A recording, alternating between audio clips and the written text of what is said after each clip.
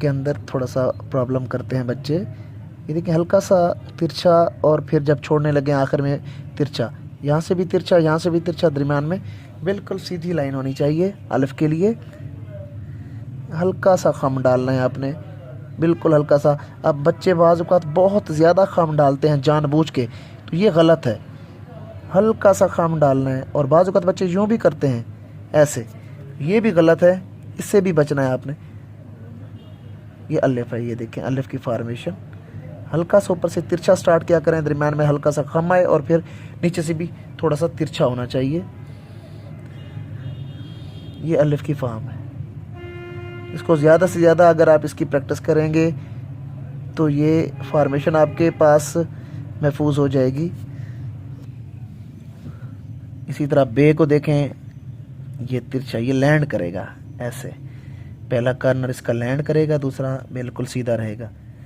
पहला लैंड और दूसरा। बिस्मिल्लाहिर्रहमानिर्रहीम। तमाम स्टूडेंट, उम्मीद है आप सब लोग खैरियत से होंगे। देखें आज हम लोग कुछ हरूफ तहज्जी को सीखेंगे। देखें ये शेप ऑफ बोट है और ये शेप ऑफ मून है।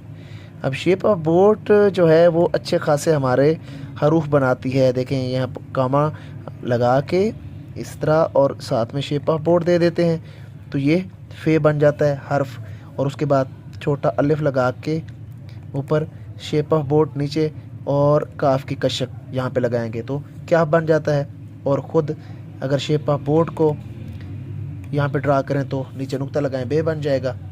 इसी तरह clock wise shape of moon जो है वो एक एंगल इसका अप है, एक डाउन है। अब इसी के ऊपर आप लोग अगर हेड लगाते हो, उर्दू गिनती का 3, और नीचे वही शेप ऑफ मून आ जाता है, या सीड ऑफ एप्पल हेड लगा और नीचे clock wise shape of moon आ गया, तो स्वाद बन गया। ऐसे ही लेस देन के साइन को मोल्ड करके जब आप शेप ऑफ मून लगाते हो तो काफ, कैंची वाला जो काफ है वो बन जाता है।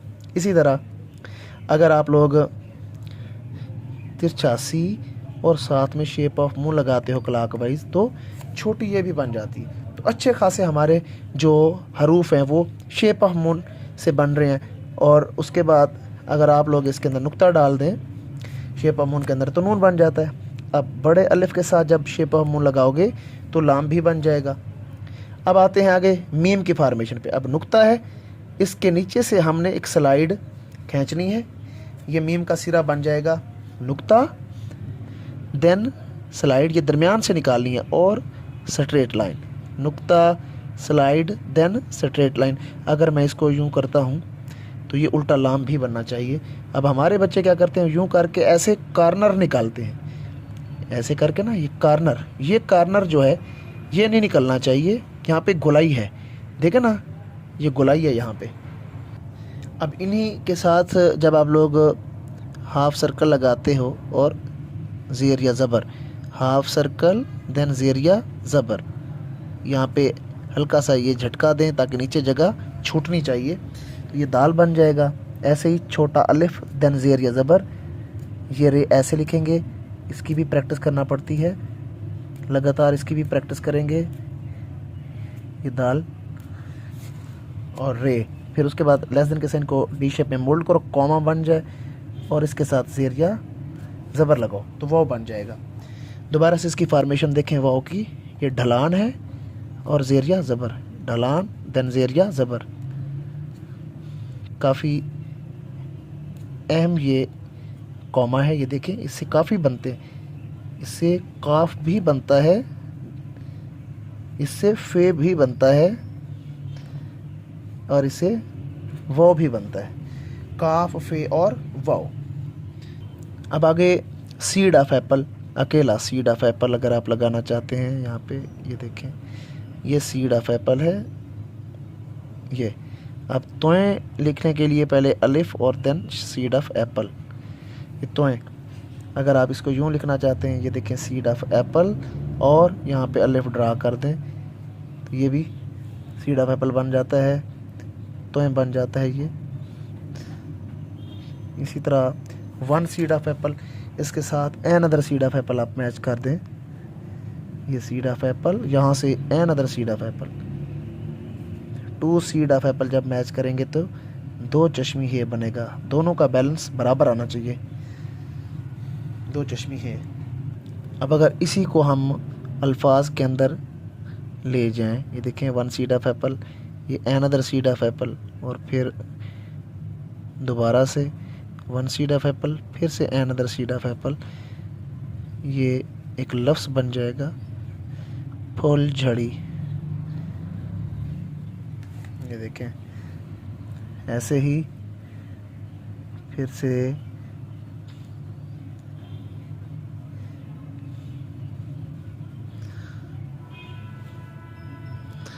ये इसकी भी प्रैक्टिस करेंगे आप सीड ऑफ एप्पल की, तो लगातार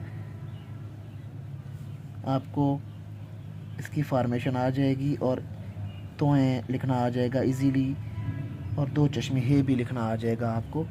वन सीड ऑफ एप्पल, इसको आगे ले जाएं, another seed of Apple, one seed of Apple, और ये अनदर सीड ऑफ एप्पल।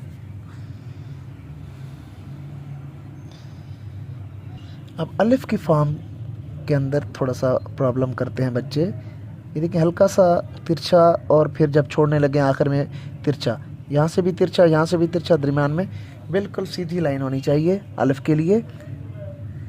हल्का सा खम डालना है आपने, बिल्कुल हल्का सा। अब बच्चे बाज़ औक़ात बहुत ज़्यादा खम डालते हैं जानबूझ के, तो ये गलत है। हल्का सा खम डालना है, और बाज़ औक़ात बच्चे यूँ भी करते हैं ऐसे, ये भी गलत है, इससे भी बचना है आपने। ये अलिफ है, ये देखें अलिफ की फॉर्मेशन, हल्का सा ऊपर से तिरछा स्टार्ट किया करें, दरमियान में हल्का सा खम आए, और फिर नीचे से भी थोड़ा सा तिरछा होना चाहिए। ये अलिफ की फॉर्म है। इसको ज़्यादा से ज़्यादा अगर आप इसकी प्रैक्टिस करेंगे तो ये फॉर्मेशन आपके पास महफूज हो जाएगी। इसी तरह बे को देखें, ये तिरछा, ये लैंड करेगा ऐसे, पहला कॉर्नर इसका लैंड करेगा, दूसरा बिल्कुल सीधा रहेगा, पहला लैंड और दूसरा सीधा, ये बे। ऐसे ही जीम को देखें, तिरछा 7 और शेप ऑफ मून, तिरछा 7 देन शेप ऑफ मून। आइन को देखें, तिरछा 4 या हमज़ा देन शेप ऑफ मून। ये आगे इसको अगर फिल करेंगे तो एग भी बनना चाहिए।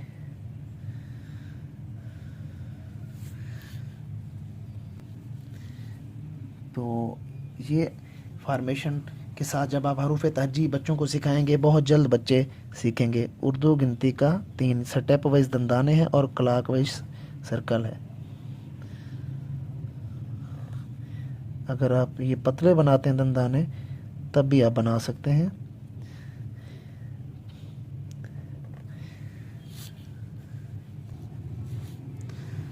सीड ऑफ एप्पल और clock wise shape of moon.